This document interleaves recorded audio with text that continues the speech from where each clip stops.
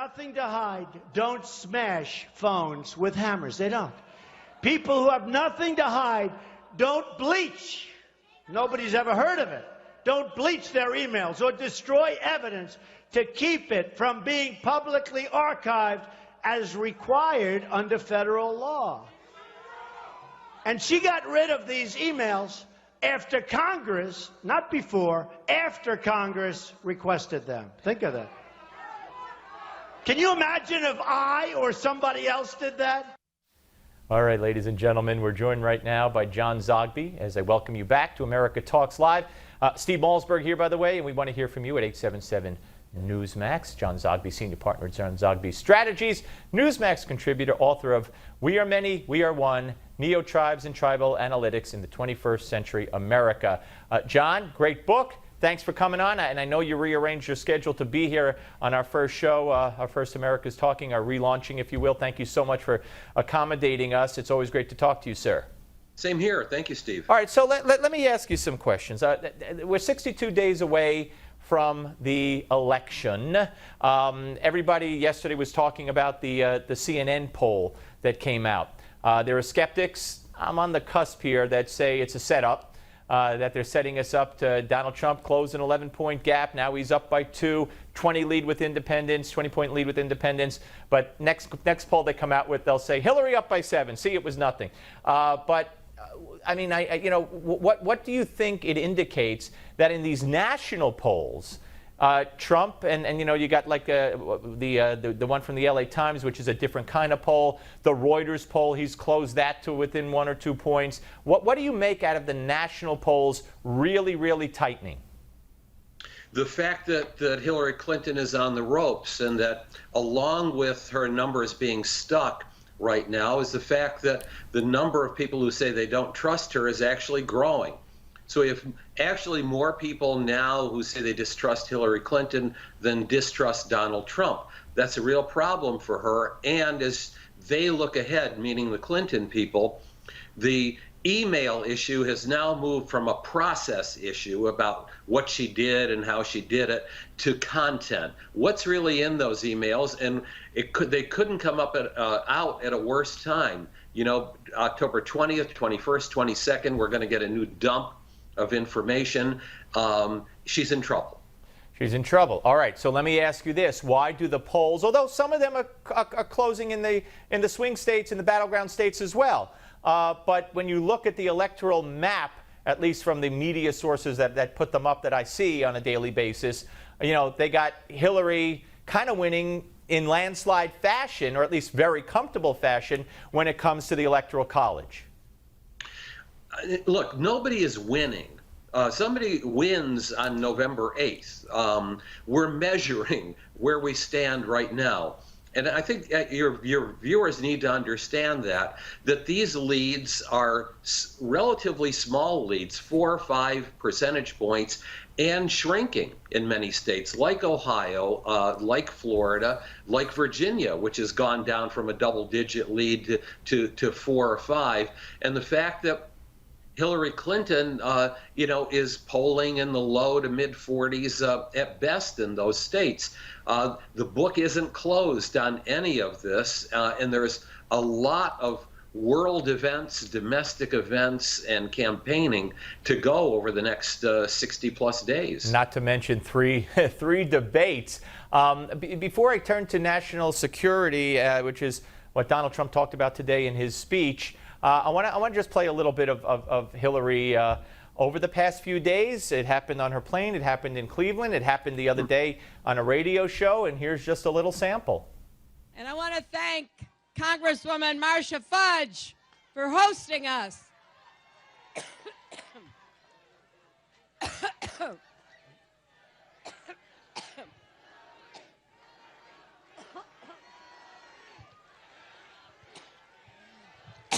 I've been talking so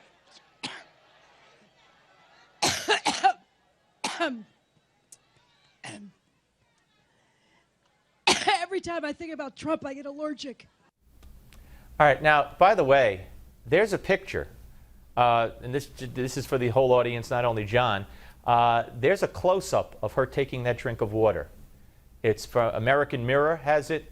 Drudge has it linked. It's all over the place. And I elected not to show you that close-up of her taking that drink of water because, folks, she wasn't taking a drink of water. She was spitting something into the glass. Something from her throat that was very, very large.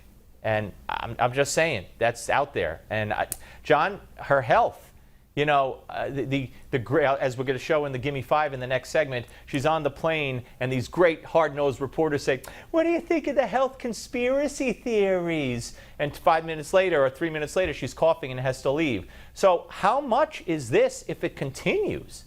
And if it were to happen at a debate, how much does this hurt her?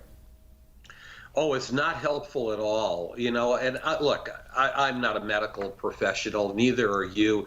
But let's just say that when health becomes an issue and you're getting sick in public, it only exacerbates the issue. This is something that comes under the column, who needs this now, for Hillary Clinton. If you know, you remember Paul Tsongas put on a Speedo and swam, and it wasn't a pretty picture. But by the same token, you want to neutralize concerns. You don't want to feed them, and glomming into a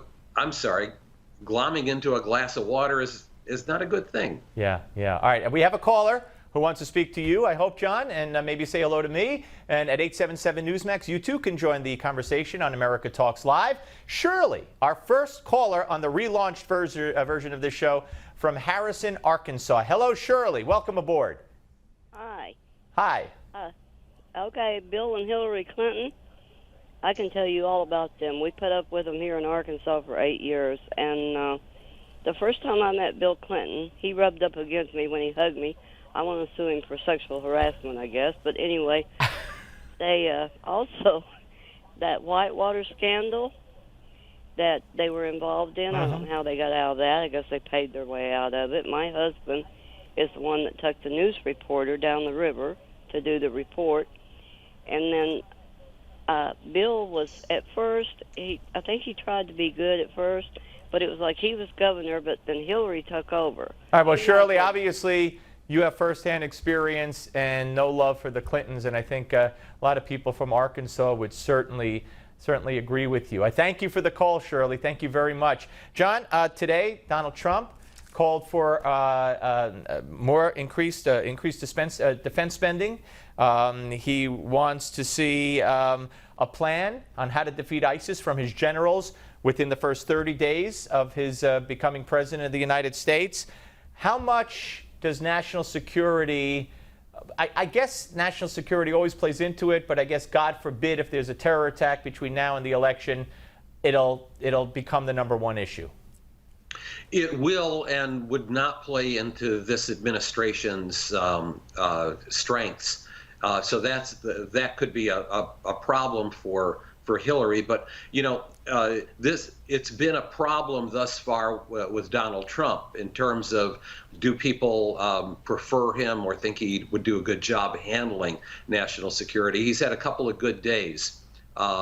First of all, he's sticking to message. Secondly, he got endorsements, I believe, from 80+ generals and admirals. Yes.